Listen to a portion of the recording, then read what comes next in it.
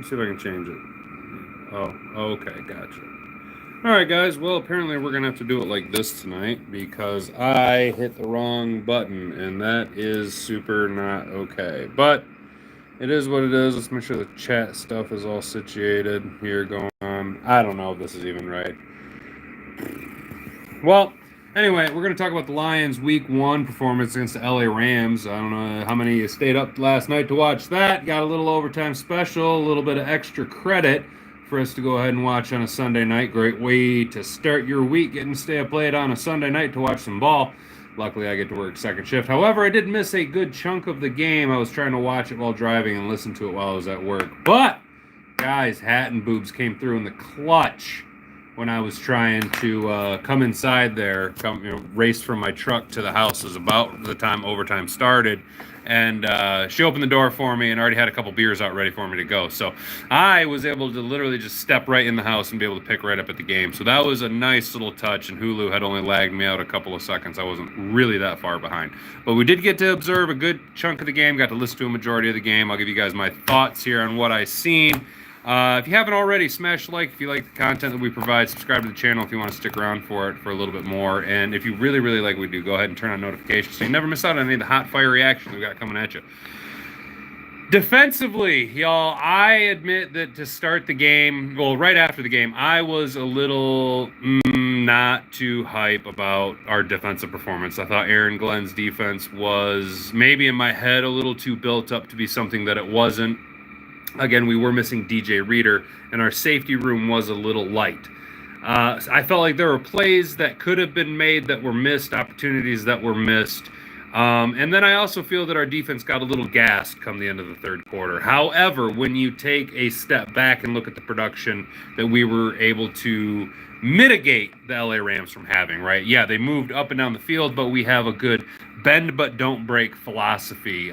Similar to how we beat the Rams in the playoffs last year when they got into the red zone, our defense clamped down, was able to, I'm not going to say shut out, but keep the Rams out of the red zone for a good majority of the game, forced field goals. And of course, Kirby Joseph came through with an absolutely clutch INT. I believe it was in the third quarter there that kind of helped, change the tide of the game a little bit, because at one point they had scored 17 unanswered points on us. I mean, we jumped out to a nice 17-3 lead over the Rams. And, the one takeaway that I was really just fuming about post-game was the fact that when the Rams were down so many players on their offensive line, our pass rush was close but not getting there, right? And I was like, well, where is this pass rush? Why isn't this happening? And then you got to look at it. Well, it's because all Stafford did was throw short passes. Like, I felt Terrion Arnold played a good game. He had a couple BS. Hey, with Daniel Barry Sports Highlights. What's up, Daniel Barry Sports Highlights? Appreciate you sticking around, man. Hanging out with us. Normally I got the camera flipped, but to be honest, dude, I was in the middle of doing stuff, and I kind of just cobbled this stream together tonight, and I forgot to hit the orientation on my phone. So we're trying to jam this in during my lunch break. Hope you're doing great tonight, buddy. If you like what we do, subscribe to the channel. Hit like on the video if you appreciate what we're doing. And I was concerned that our pass rush wasn't necessarily getting home, but you look at short passes that they were using as similar to a run game, almost like a spread style offense. Cooper Kupp, although having 14 catches, still had only 100 yards or something like that. It wasn't really, he averaged 8.6 yards per catch. People are kind of beating up on Terrion Arnold for a couple BS pass interference calls. One was a little ticky-tacky, one was pretty legit. And you're also asking Terrion Arnold to cover Cooper Kupp, who was a one-time Triple Crown winner in the NFL, Offensive Player of the Year, and has a Hall of Fame trajectory at his current career path. Now, all offseason, I've been talking about the difference between Terrion Arnold and Jeff Okudah's situation, where Jeff Okudah was forced into the role to cover a number one wide receiver, whereas Terrion Arnold earned that right. And I thought Terrion Arnold did a great job. So what I keep taking away from the Terrion Arnold thing is, imagine if that was Jeff Okudah and not Terrion Arnold, and how fucked his brain would be, because Jeff Okudah wasn't structurally sound and mentally sound the way Terrion Arnold is. If Terrion Arnold wasn't ready for that spot and those lights to be on him at that point, you bet your bottom dollar there is no way that Motor City Dan Campbell and Brad Holmes are going to put him out in a situation where he's going to catastrophically and psychologically fail, considering how much capital that we put into the guy. I mean, he was a first-round pick, and we did trade up in front of a division rival to snag him, and of course we doubled up. We did see a little bit of Enos Rakestraw Jr. get a little bit of run. Not many plays to be made. The majority of the players, most of the tackles, obviously we've talked about. Alex Anzalone had, or we didn't talk about, but everybody's been talking about it. Alex Anzalone had 14 tackles. Jack Campbell had a real quiet 7-tackle day. We only got a couple of sacks on Stafford. Hutch only got 1. I was hoping he would have 3. 1 early, 1 late. And it was Levi Alnzarike that started the sack happy day for the Lions. I say sack happy, but he was the first one to get home for the Lions, recording the first sack of the season. And you really love to see Levi Alnzarike, we're just gonna keep saying it the way I've been saying, Levi Alnzarike, getting productive time and getting home, making a sack, considering the career that he has had so far and the injuries that he's had to deal with. The back injury, spinal fusion, is a hell of a situation to be in, and to be able to come back and not only play at the NFL, but play at a high level, recording a sack against, at the time, the starting offensive line for the LA Rams. They weren't as dinged up as they were. That, it's a good thing to have. Mekhi Wingu had a nice couple splash plays. I think Mekhi Wingo is going to be very, very, very, very special in the league. I think he's going to be one of those guys that you look back on and they go, well, how did this dude fall so far in the draft? And how was it that Brad Holmes knew to take on this guy? Well, Brad Holmes just knows these things, man. He just does these things. And I think he's going to be a boon to our defense. It's projected that we'll have Reeder back next week for the Buccaneers, which is a great thing because it adds a big wide ass and a fat body right in the middle of that defensive line to help eat up some blockers, eat up a little bit of the chip blocks coming down on Hutch. Maybe it allows Marcus Davenport, I thought, had a great game. I think he really, really stepped up, although he was one of the guys I was looking at mostly who started to get a little gassed come the end of the game. That's totally expected of him, though, because, he's had injuries last season. He didn't play much, if any, in the preseason. So a lot of these guys, and even Chris Collinsworth, we'll just talk about that douchebag here in a little bit. Even he, rightfully pointed out that week 1 of the NFL is incredibly difficult for guys to get into because they haven't had the conditioning, let alone overtime week 1, Sunday night, prime time. But we pushed through. We were able to get it. I'm glad that we won the kickoff or won the coin toss to get the ball back, because I'm pretty sure if our defense had to roll out there, you'd have seen something very similar to what we did to the Rams get done to us, because it was a battle of attrition. It was a fatigue game, and when assholes meant elbows, our offenses had more in the tank than their defense did. But to wrap up talking about the defense, the game could have gone a lot differently. I think Brian Branch missed one tackle that everybody's seen, that missed tackle on Brian Johnson. That Brian Branch said he's not going to miss any more tackles like that. That's just the rumor coming out of the locker room. And he was maybe accumulated 4 inches away total between 2 passes for getting an interception, right? Like Brian Branch is out there being Johnny on the spot, making plays, and he was so close to making big splash plays. I think that give the defense, give the coaching staff, week 1 and week 2, you're still trying to figure out the identity of the team. We learned a lot about this team. We learned a lot about the defense week 1. We learned a lot about the grit of the team as a whole in week 1. So week 1 and week 2, you're still trying to figure out where you're at, but you do want to see a significant amount of cleanup, not so many penalties. Keep developing Terry and Arnold. Your safety room should get healthier. Once Ife Melifonwu comes back, that will unlock Brian Branch to be able to play in a various areas of the field, allow him to really be unleashed. Amik Robertson played really, really well. I love the depth that we have at cornerback right now. Carlton Davis was phenomenal, considering that last year our number 1 corner was Cameron Sutton, and we put a lot of eggs in that basket. I myself on this channel was guilty of being way too high on Cameron Sutton's free agent acquisition last year. He was a total dud. It was nice to see competent and athletic players be in and not locked down, but play really well against elite level wide receivers. Now, the news coming out is Puka Nacua is on IR, I think is what I've seen, with a sprained PCL. So, you don't like to see a guy hurt, although that did benefit the Detroit Lions, was really able to give Matt Stafford one solid target that we all knew was going to go to, and then a various different guys that at times could be taken advantage of, take advantage of our defense, but ultimately our defense was really able to lock it down in the red zone. And although you hate to see yardage and you much would rather have Madden statistics where your defense is just the number one ranked defense and you're just forcing 3-and-outs constantly, or you're getting takeaways and you're hitting sacks all the time, that's just not the reality of the game.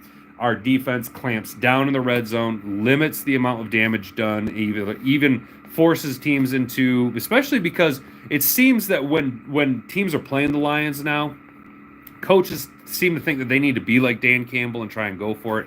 So it kind of baits teams into making them potentially have an opportunity for a mistake that we can capitalize on by not breaking inside the red zone. And honestly, as long as people stay healthy with the return of DJ Reader, Marcus Davenport gets his lungs back, Josh Paschal continues to evolve, Aiden Hutchinson, either gets home or they throw flags on the blatant holdings and tripping play penalties that should have been called, you're going to see the defense continue to evolve throughout the next couple of weeks before we really figure out where we're at. The nice thing is that the evolution from where we are to where we're going to be is already, magnitudes higher than where we were last year. This defense is projecting out right now from what I see in week one, playing against a high caliber opponent. It's good things. It's good things when you really step back and look at it. I liked what I seen, and then add some more depth and get some health back on defense. You should be rocking and rolling. Offensively, it was a little bit of a different story. It seems that we still haven't. First of all, it seems like we still haven't gotten that third quarter monkey off our back, where we just refuse to put up points in the third quarter. We just love to let teams. We love to play down, I guess, to teams' talent, our opposition's talent level, or the opposition is making such dynamic halftime adjustments, and we are either over adjusting or not adjusting enough to where they come out and they're able to just lock us down routinely, because this has been a trend now with the Dan Campbell administration or the Dan Campbell regime of inability to put points up in the third quarter. Now, if your defense is stopping teams from putting points up in the third quarter, that's great. You can get away with it and just continue to score in the fourth quarter. Unfortunately, when the Rams go and just score 17 unanswered points in the second half on you, not putting up any points in the third quarter really opens the door for your opponent to catch back up to you. I did not really like that so much, though, again, similar to the defense, when you step back and look at the game from a whole, our offense was incredibly limited. Our offense did not have a tremendous amount of time on the field. When we were out there, the LA Rams had a plan, right? Sean McVay and company said, we are not going to be beat over the middle, and we are not going to let Amon-Ra and Sam Laporta have their way with us. We are going to make Jared Goff figure out a way to beat us some other way. We are not going to let Amon-Ra do Amon-Ra things, and we are going to bottle up Sam Laporta as much as we possibly can. And they were very successful at that. Everybody's very concerned because Amon-Ra had, 2 or 3 catches for less than 10 yards? Yes, you should be concerned about that. However, he was still making plays, although not being the playmaker, right? That batted down pass that could have been an interception, that was a heads-up play on his behalf. Still blocking downfield, being a tough-nosed, gritty wide receiver, right? Sam Laporta gets not knocked out of the game, but taken out of the game plan based on defensive adjustments. He makes a couple of nice plays. We targeted him once in the end zone early on. So what did we do? What did Dan Campbell, Brad Holmes, and Jared Goff do? Well, they said, we have all of these other weapons to beat you with. We can pound the rock on you with David Montgomery. We can pound the rock on you with Jahmyr Gibbs. We can throw the ball short and scat back out with Jahmyr Gibbs. We can now, finally now, we can put our faith in J-Mo, right? The hype has been around J-Mo all offseason, that it's been the best offseason of his career. He put on 5 pounds of mass, right? Not of fat, but basically of lean muscle mass. He's now had a full offseason to work with Jared Goff. Jared Goff and him have a rapport. Jared Goff now trusts J-Mo. And we're finally able to go, okay, check it out. We have all of these other ways that we can beat you. JMO had a nice, I don't want to say a breakout game, because that's saying that that's the kind of a high watermark for him. I'd like to say that this was a floor-setting game for him. Excuse me. I think JMO finally proved to everybody exactly what we all knew he could be when we drafted him, although he was hurt. And although he's had career speed bumps, it was just an epic thing to see JMO just when the ball's in his hands to take over the game, right? And then, offense kind of sputtered here or there. It was really unfortunate to see early on our offensive line, namely two veteran players, Taylor Decker, get manhandled by Jared Verse. Now, Jared Verse, I think, is going to be a very special player in this league. Okay, I think that guy does have a chance, if he continues to play at this level, to be Defensive Rookie of the Year. I'm going to be honest. That dude is very electric. He just straight manhandled Taylor Decker. Unfortunately, Decker's getting up there in age. Maybe he got a little bit of athleticism smoked on him. Again, you've seen along the entire offensive line, not just Taylor Decker, a little bit of rust on everybody, right? You've seen Kevin Zeitler get just abused for that sack early on. Now, that is a couple of different things. Number one, that was a great stunt call by the defensive coordinator. That was a perfectly timed defensive call against a perfect fucking storm for the offense to be taken advantage of. It's also Kevin Zeitler was hurt during the offseason, so he did have a little bit of recovery time, wasn't able to get in during OTAs, really start his conditioning, get I don't want to say get hyped, but get integrated into this offense. And that's my third point, is Kevin Zeitler and Penei Sewell have never played together before. So there isn't that understanding of what one is going to do with the other like there was with Graham Glasgow, who played a season and a half at the right guard spot next to Penei Sewell. There is going to be a few communication mishaps, a few misreads between the two early on, but they're going to clean it up, right? However, on the whole, I did not like to see as much pressure as Jared Goff was seeing. I didn't like seeing Jared Goff get sacked at all, considering we're supposed to have the best offensive line in football. We do have the best rushing offensive line in football because, man, we were really able to just take chunk plays on the ground, and nothing was better than in overtime, right? There's a few reasons why the overtime situation was great, but one, it showed you the grittiness of the team, right? It showed not only were we lucky, was Lady Luck on our side, and we were able to get the ball and just bully our way down the field. But you've seen our offensive line dig deep and say, look, we're just going to win this game for us, right? Just follow all the big fat ass, all them big fat asses, all five of them fat asses in front of you. Just let them push the defense back. Give David Montgomery, who I thought had disappeared for the majority of the game. It felt like we were going with Jahmyr Gibbs heavy over David Montgomery.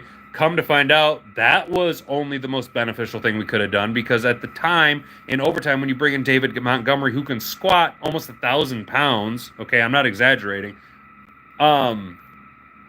he was borderline fresh. He was borderline just starting his game all over again, ready to go. He was completely fresh, ready to go, and you've seen his physicality in combination with the offensive line's physicality brutalize and just beat the fucking brakes off the LA Rams defense. We just manhandled them in every aspect. That final drive, that overtime drive, was just nothing but an ass whooping put on by the Detroit Lions offensive line and David Montgomery. It was a masterclass of knowing exactly what to do by Ben Johnson, exactly the plays to call, and the personnel to put in to succeed for the time of the game, knowing how to take advantage of weak spots. The end around by Khalif Raymond early on in the overtime was great to see, because it hit him with a speed gadget play that we hadn't used all game long. I don't even think we went Tom and Ra in overtime. It was mostly Montgomery, right? You love to see it. I was really pleased with it.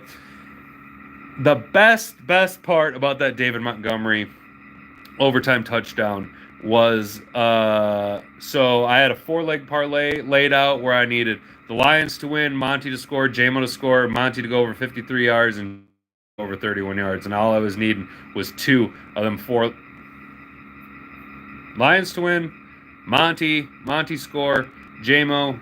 Oh, okay, so that was 2 of the 3 legs I needed to hit. Apparently, I can't count to hit a nice little parlay that cashed out pretty nicely. That, hey, you know what? Hopefully, we roll that into tonight and we have a success with a couple of different parlays that got laid out for the the Jets 49ers game.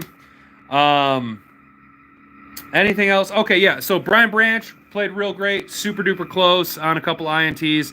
I like where he's at. I like the trajectory that he's on, especially picking up basically where he left off last year. Just a little bit of rust from the offseason, right? But he also had surgery in the offseason, along with the other safety we want to talk about, Kirby Joseph, doing Kirby Joseph things, making a beautiful INT in the back of the end zone, literally stealing the soul from Matthew Stafford right out from underneath him. You absolutely love to see it. Kirby Joseph did Kirby Joseph things.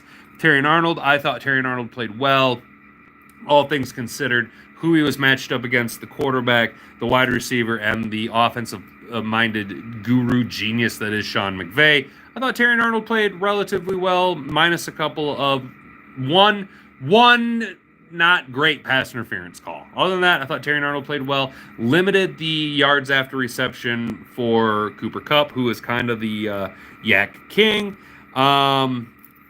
Marcus Davenport played well. All of our acquisitions and additions on defense, I thought, played really, really well, considering the situation that we were in, and minus DJ Reader because he didn't play. And last but not least, fellas, we're going to end on this. How about Jake Big Leg Bates? The Ballad of Jake Bates. You know, he wasn't asked to do big kicks, and that's his thing. He was asked to go out there and make clutch kicks. And Jake Bates went out there and absolutely made just clutch kick after clutch kick, hit all his extra points, hit a couple of field goals. Absolutely beautiful, right? The Ballad of Jake Bates continues. The Lions are now 1-0, and the magnitude of this win is so enormous, fellas. Like, when it comes down to it, you look at the way the Rams played, you look at the way we played, both teams are potentially, more than likely, going to win their division. Okay, I'm just saying, I'm not trying to poo-poo on the Packers. The Bears defense looked absolutely ridiculous. The Vikings, Sam Darnold's your quarterback, so I just get out of here with that. I just kind of feel that what you seen tonight was the team who's going to win the NFC North, the Detroit Lions, and the team who's going to win the NFC North with the LA Rams. I don't think it's going to be the 49ers. In fact, I think the 49ers are going to lose tonight. That's what I think is going to happen.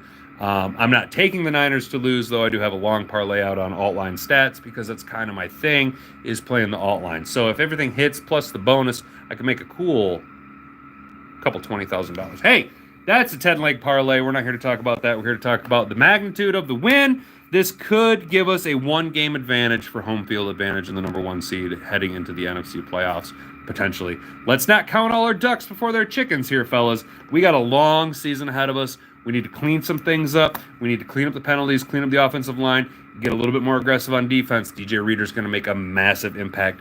Amon-Ra St. Brown, don't worry about his lack of production, guys. There is set before us a table with far too many options, and they managed to just say, you guys can't eat this dish. Well, we got a whole fucking table full of motherfuckers that are ready to eat. So comment down below, like, share, subscribe. If you enjoy what we did here, like I said, it's the best way to grow. It shows the algorithm that you appreciate it. Slap like if you like the content that we do here. Subscribe to the channel if you're new, and share it around with your friends, because eventually here we will get back into the studio and be doing more of a regular style of video production. So until then, we'll be back tomorrow night, probably about the same time, to do another live stream. Probably just talking some smack and starting to look forward to the Tampa Buccaneers. Notice around here on the Hat and Beard Show, we don't call them the Tampa Bay Buccaneers because there's no such thing as Tampa Bay. There's just Tampa, Florida. So the Tampa Buccaneers, or the Tampa Bay Buccaneers, are coming, and it should be a good rematch. We played them twice last year. Both games were relatively good. The playoff game was great. Baker Mayfield looked sharp last week, man. He looked real good. The Bucs might be a little bit of a problem, but you know me, guys. I think that we can take it to them. So that's going to do it for me. I've been in Hat and Beard. You've been an attentive audience. Don't do anything I wouldn't do. Stay out of trouble. Keep your stick on the ice. If she doesn't find you handsome, at least she'll find you handy. God, I can never remember them all. We're about to just cut it down to Bonga Bonga, frig off.